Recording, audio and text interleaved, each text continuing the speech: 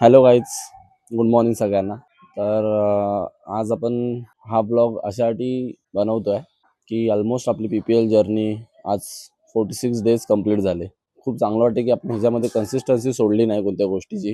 ही journey आपण ह्याच्यामध्ये काय मिळवलं काय नाही तो विचार कधी केलाच नाही. मेन म्हणजे माझा जो वर्कआउट आहे, आधी पण मी रोज वर्कआउट करायचो, जिमवरून ऑफिसवरून घरी यायचो.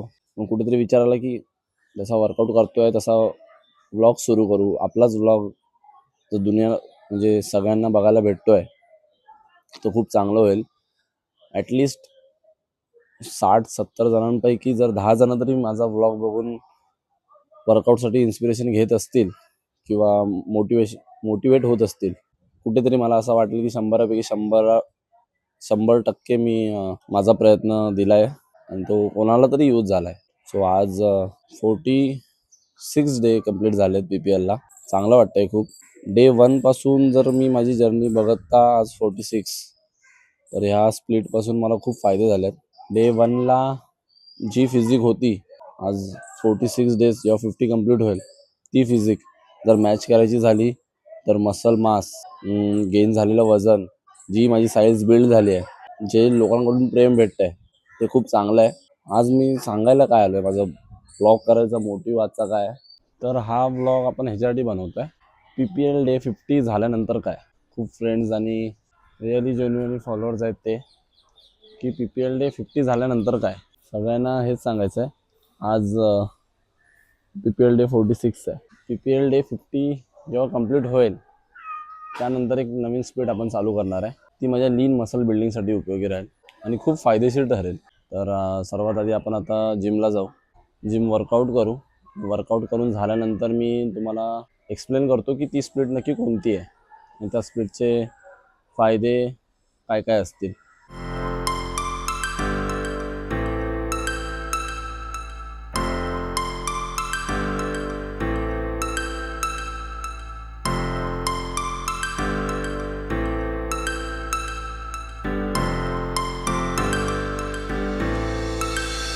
Start floating to the sky. The summer was alive, going to the end of time. I can see the daylight. I swear perfect.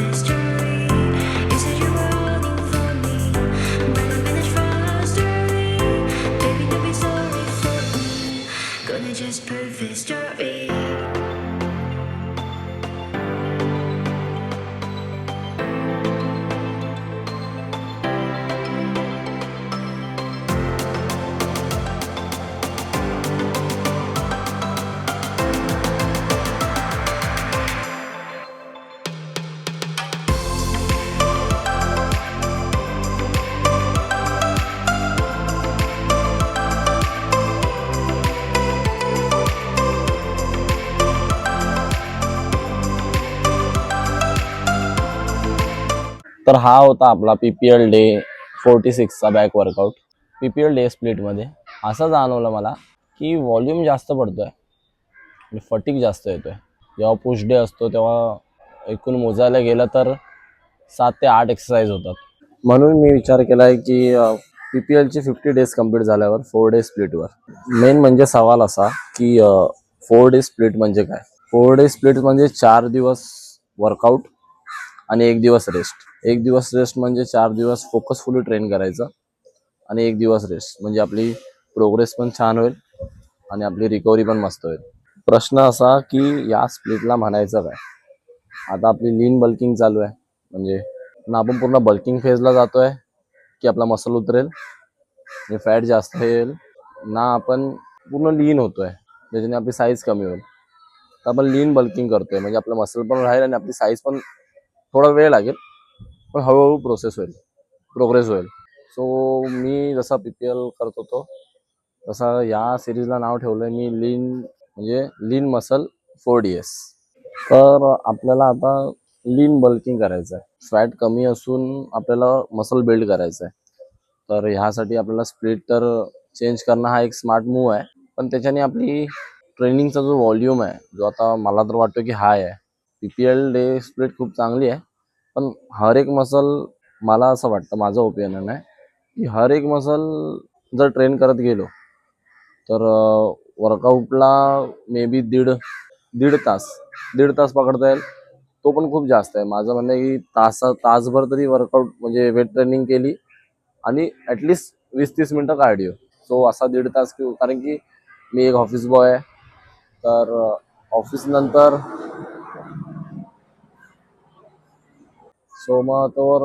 नंतर एवढा टाइम आणि नंतर मग घरात येऊन आणि लीन बल्किंग करणार तर त्यामधला स्मार्ट डाएट तो आखायला, तो मेजर करायला पण खूप टाइम लागतो. सो मग आपण तिकडे थोडा टाइम कव्हर करून आपण घरात मील बनवायला पण टाइम आपल्याला जास्त भेटेल. जो नेक्स्ट आपण लावणार आहे लीन बल्किंग 4 डे स्प्लिट प्रोग्रेसिव्ह ठरेल आपल्यासाठी. आणि जर आपल्या बॉडीमध्ये चांगले इफेक्ट दिसायला लागले तर आपण तो स्प्लिट फॉलो करून आज 50 आहे तर उद्या 100 करू. तर हा होता आपला PPL डे 50 कंप्लीट झाल्यानंतरचा प्लॅन, लीन बल्किंग 4DS. जर तुम्ही पण PPL करत असाल तर प्लॅन चेंज करायला घाबरू नका. स्मार्ट ट्रेनिंग करा, कन्सिस्टंट राहा, स्टे सेफ, स्टे हेल्दी आणि ट्रेनिंग करत राहा. आजसाठी इतकंच. नेक्स्ट टाइम पुन्हा प्रयत्न करू.